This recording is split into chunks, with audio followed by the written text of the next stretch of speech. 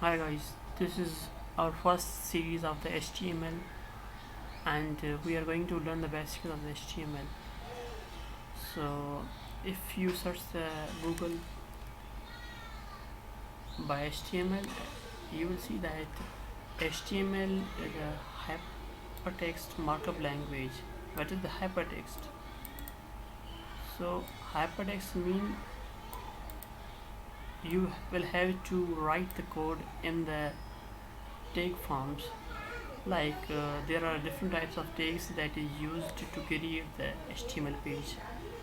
I will tell you step by step that how you can use those tags and what is mean by each tag.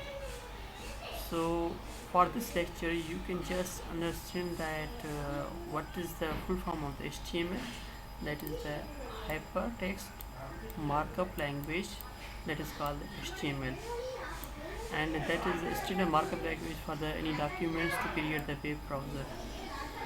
Okay, this is the very basic language for creating any web page, and then to beautify you use the CSS and then JavaScript is used.